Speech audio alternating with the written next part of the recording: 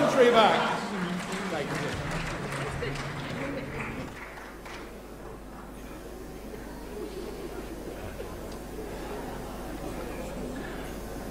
Enjoy that? Right, Fred. Cool.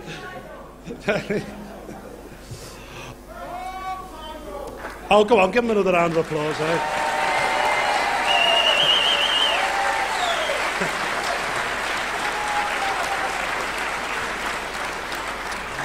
Okay, Q&A, and we've got up till 9 o'clock, so we can get through a fair number of questions. Thank you to you all who've put in these questions tonight. Unfortunately, a good number of you didn't put your names on the sheet, so I'll start with one which does have a name, from Sean Lovell, and this is to both of you.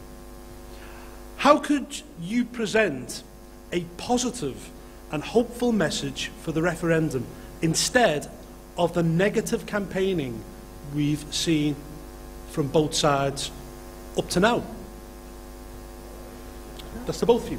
All right. Well, I think the Leave campaign generally, and particularly those in UKIP and in Labour Leave and in Leave EU, have been really pushing a positive message.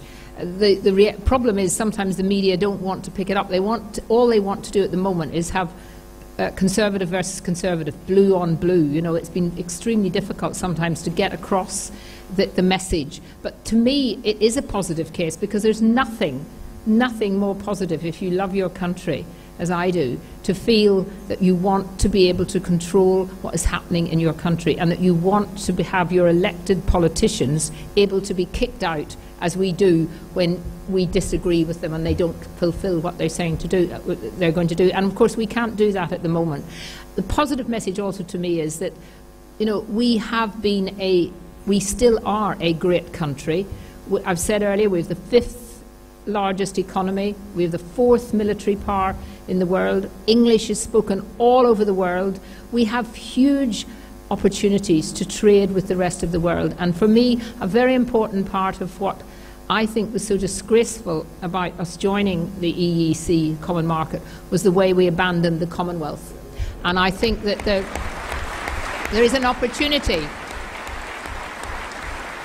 to build on that. So it's such a win-win. I really genuinely can't understand how anyone could think that to be part of 28 other countries, when the world is huge, when Europe itself is well over 50 countries, when we've got, when it's a shrinking market, all of those things, why do we want to be there in that, when we could break free, get control back, get control of our borders, get control of our courts, and do the things that, all those things that we've already got in terms of labour, trade union rights, social rights at work, maternity benefits. None of those will go on June the 24th. If you waken up, they're all enshrined in British law. If they were to be repealed, and don't be taken in by those who say that, oh, you'll lose all your rights, it's just nonsense, because they're in British law. The only way they could be repealed was for a British government to be elected on a manifesto to repeal them. So I'm very optimistic. Well, Sean, I did try to be quite positive in my speech. I did say, I want my passport back, I want my borders back, I want my country back. But let me be even more positive. The fundamental problem with our political class, and it's been going on since Suez, in my opinion, is they have lost confidence and belief in this nation. I did the head-to-head debates with Nick Clegg, which I think... Anyone remember who Nick Clegg was? No, I'm not sure.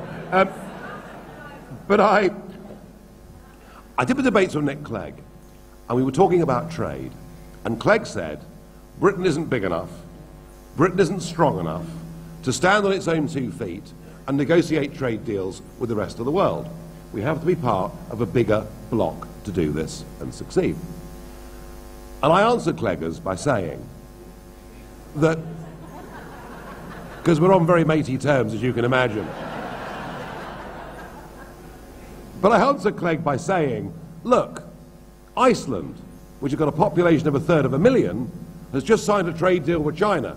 I'm damn certain that if Iceland is big enough and strong enough to sign its own deals with China, that we're big enough and strong enough to sign our own trade deals.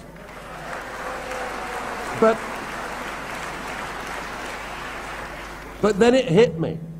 I realised what Clegg was really saying. I realise now what Heseltine's been saying for 40 years, and Ken Clarke, and all of them. And I said, Nick, what you really mean isn't that we're not big enough, isn't that we're not strong enough. You don't think we're good enough, do you? And do you know something? Our political class don't think we're good enough. They don't think we're good enough to make our own laws. They don't think we're good enough to make our own trade deals. They don't think we're good enough to run our own immigration policy and everything else. And my message to you folks is, to hell with them. We are good enough, and let's get back our self-confidence.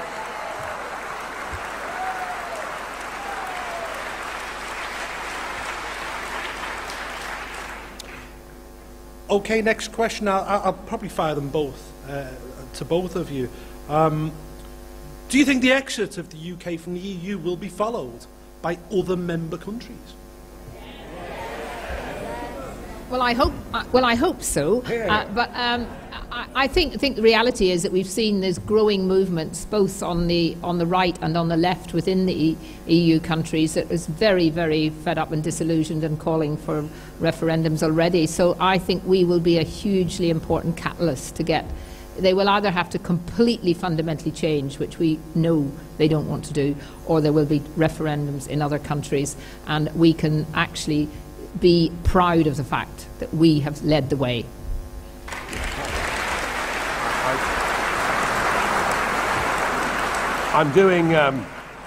I'm in Newcastle tomorrow, and one of the interviews I'm going to be doing is with Danish television. And I'm doing that because a piece of opinion polling out 2 weeks ago said that if Britain votes for Brexit, the Danes will vote for Dexit. And that's rather good, isn't it? And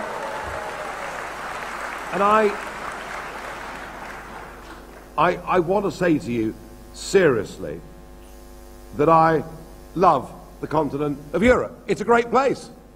It's far more interesting than America or many other continents in the world, because you go 100 miles across Europe, you find different languages, different people, different wines, different cheeses, you know, I mean, but it's right, isn't it? It is the most amazing, wonderful, diverse continent on the planet. And provided that continent has democratic government, it will be a continent at peace. And what has happened here is the EU, with their flag and their anthem and their president, who no one can name unless I slag him off, but the EU has basically hijacked the word Europe and said, we are Europe. I don't believe Europe are those glass and steel structures in Brussels and Luxembourg and Strasbourg run by a bunch of unelected old men. I think Europe is this amazing place of different countries and different peoples, places we want to go on holiday, people we're happy to meet and share things with. But we don't want to be governed by EU institutions. And if we vote for Brexit, I hope and pray that within 5 to 10 years we have a Europe of friends and neighbours working and trading together.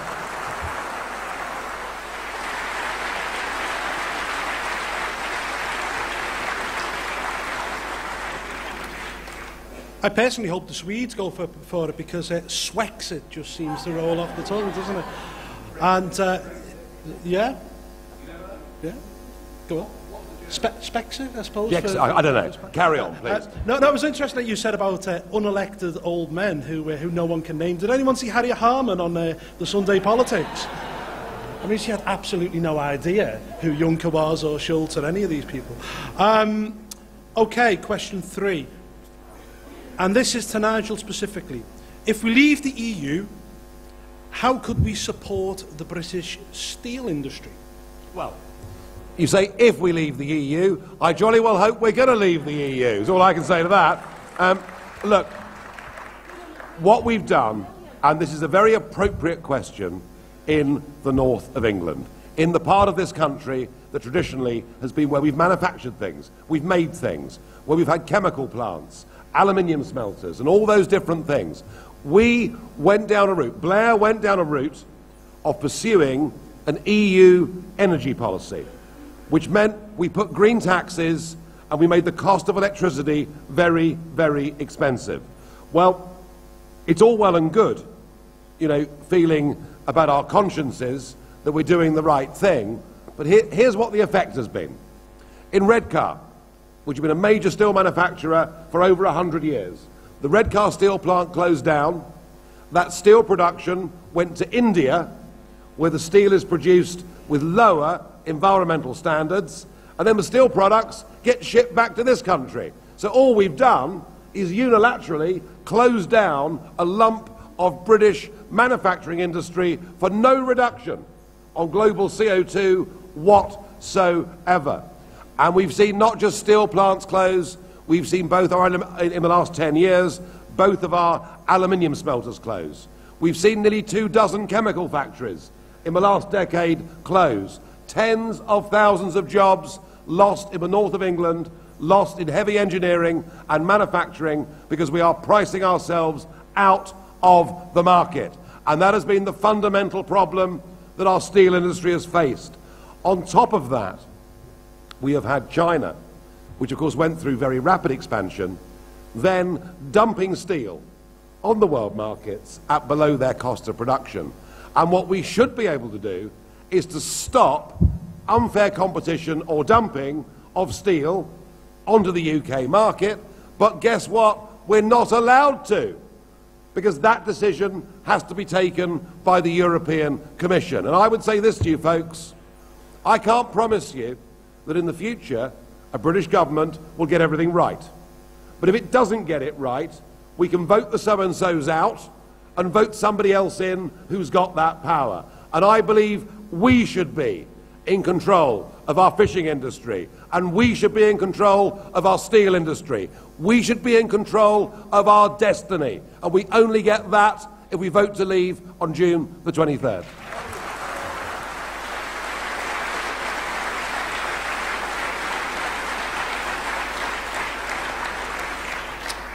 This is a question to both of you. Apart from the NHS, what should we spend the £350 million a day savings on? A week? No, this is a day, of course, it's £55 million a day. So yeah, £350 million a week. Take your pick.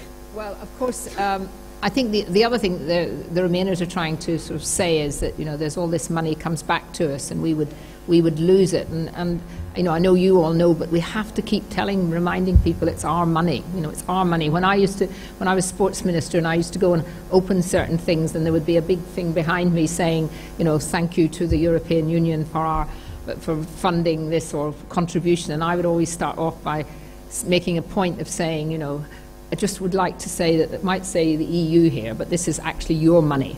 So at least you've got something in your area. But the reality is, of course, we have no say in it.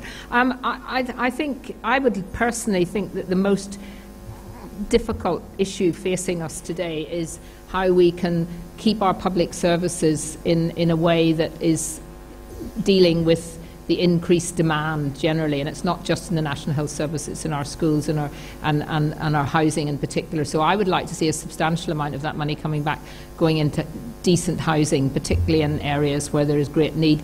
But you know, let's not forget, and one of the other things they're trying to say is that, you know, to try and get the farmers to feel that, oh dear, they'll not get their common agricultural policy, their subsidy. And we have to remind people again that long before we were in the common market, this country did recognise that farmers needed support. So the money that's going into farming, there's absolutely no reason why it wouldn't still go into farming. So we will have that money back, but the crucial thing about it is that we will decide, not the unelected bureaucrats who come over and tell us, oh look, we're giving you this, aren't we good? So that it's really underpinning everything, in my view, about the whole question on the 23rd of June is democracy, is actually knowing that we are in control. And the certainty, the only real certainty, is that if we leave on June the 23rd, there may be uncertainties, but the certainty is that we will face them as a country, and we will be making the decisions about what happens, and that's what we'll do.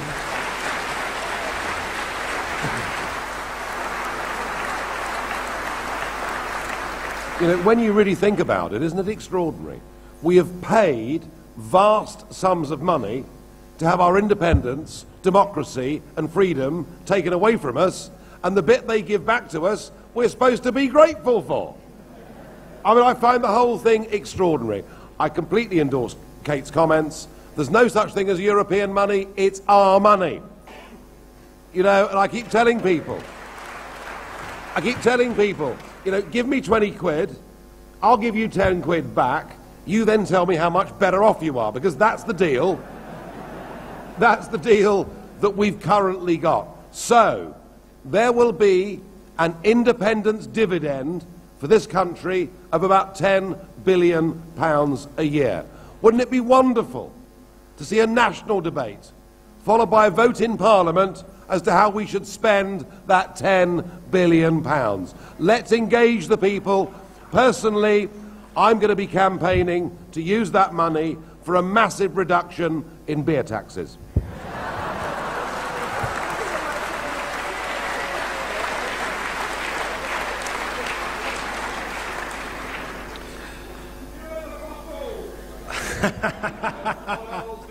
Any advance there? But this is the point, isn't it? The point is, once we have the power back to make these decisions, we can decide, we can vote for people, we can be engaged in this debate. At the moment, these big questions that you're asking about money, about steel, whatever it is beyond us as a country, as a democracy, to make those decisions. We've given that away. We've given away our birthright to determine our own destiny. We want our country back.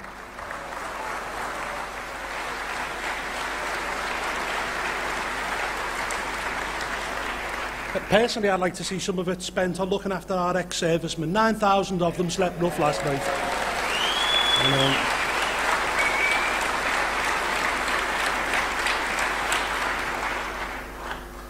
To both of you, will Brexit lead to closer relations with non-EU countries?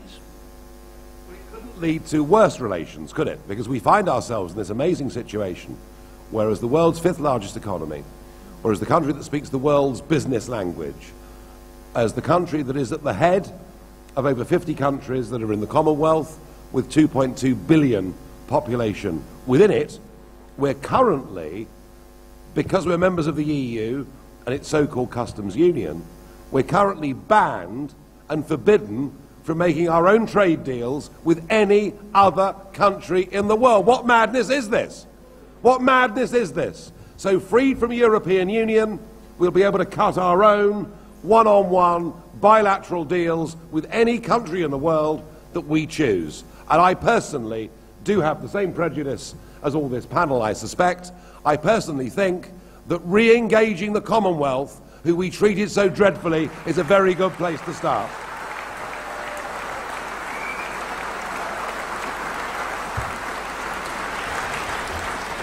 Yeah, I mean, obviously, we would be then able to go back and join many of the international bodies that we are not allowed to be on anymore, which gives us our own place back, rather than having some kind of Belgian lecturer speaking for us on behalf of the whole of the 28. No, and he's probably a really nice man, but, you know, I find it quite strange that we have allowed that to actually happen. So we would get back our place on the WTO in our own right, the World Trading Organization. We'd be able to, we'd still be members of NATO, we'd still be members of all the things we're members already. It's just that we would be able to do so much more, and therefore I think that countries outside the EU would look to us for leadership again, which we gave over many, many years.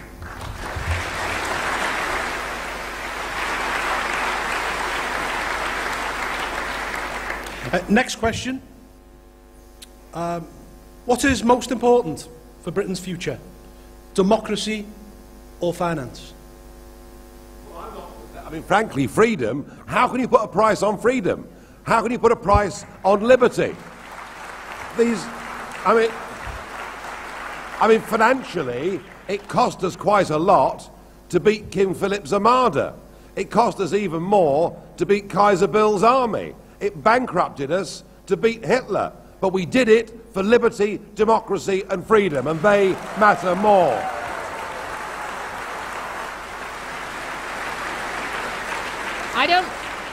I don't think I could put it much better, but I would say to the question, and it's a general thing, it sort of bugs me, and the Remainers called their campaign Britain Stronger in Europe. Now, we've already mentioned about Europe being the continent, and that they wanted to get that sort of division and idea that somehow we were leaving Europe.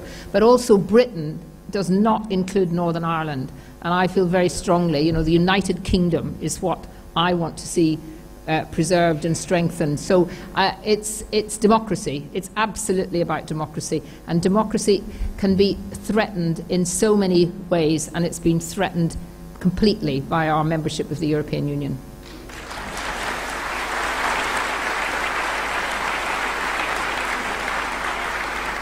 This question is from Joe Fisher. I think it's obviously talking about the greater issue of Turkey joining the European Union. Is it true that the Prime Minister has given £2 billion to Turkey to eventually join the European Union?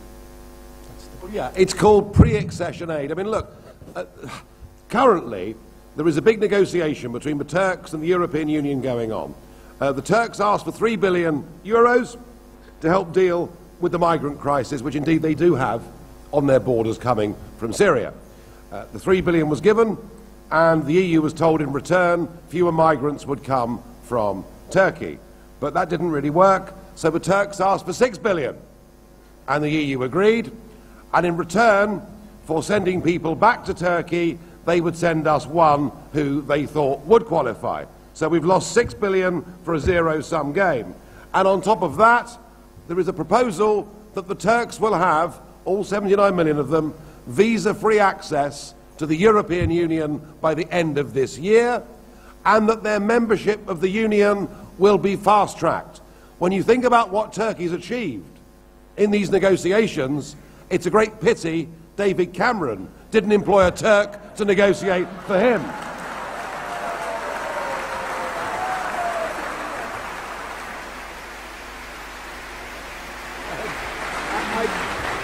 Look, you know, the thing that really makes me angry, I said it in my speech earlier, but Dave, as he likes to call himself, you know, has, since 2006, spoken out again and again and again on Turkey joining the European Union.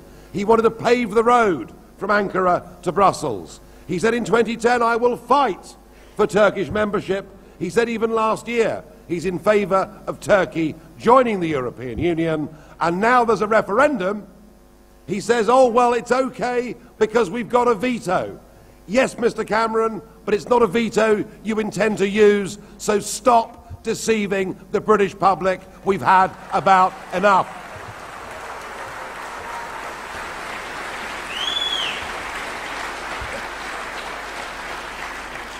Yeah, I think the fact that the mandarins in Brussels want to see a country which is only 3% European in the European Union tells you all you need to know. Okay, last question from Phil McDermott. There is talk of the EU raising huge tariffs on goods when we leave. Can they do this? No, they can't. Look, the thing my mum and dad voted for, you know, we were a family involved in business. We voted for zero tariffs because we'd lived in a world where tariffs had been very high. Ever since the Wall Street crash, ever since World War II, a lack of trust between nations led to these high barriers where, for washing machines or motor cars, a 40% tariff was quite common. Since we joined the common market, not because of it, but despite of it, there's been this remarkable round of globalization and global trade liberalization through first GATT and then the WTO. The highest tariff that can be charged on most manufacturers under international law is about 2.5%, which frankly is less than your foreign exchange risk on a monthly basis trading with other countries. If they really, really, really wanted to be brutal to us, they could put tariffs of £7 billion a year on British goods. But our net membership fee is £10 billion a year, and we wouldn't have to have open borders, and we wouldn't have to have the 85% of British industry who doesn't export to the EU having to obey EU rules. Whichever way you look at it, our membership of the EU is a rotten trade deal that costs a fortune and is bad for Britain, and even the worst case scenario, even the scenario of no trade deal, of no agreement with Brussels, will leave us better off than we are today.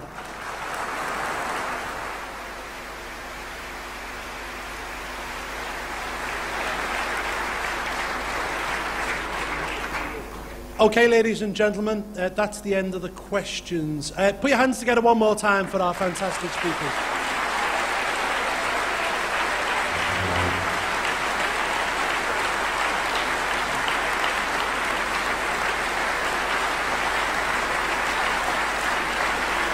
Now, I'm just going to close by saying this. I hope you've been enthused by what you've heard tonight. Hands up anyone who's going to vote to remain. Excellent.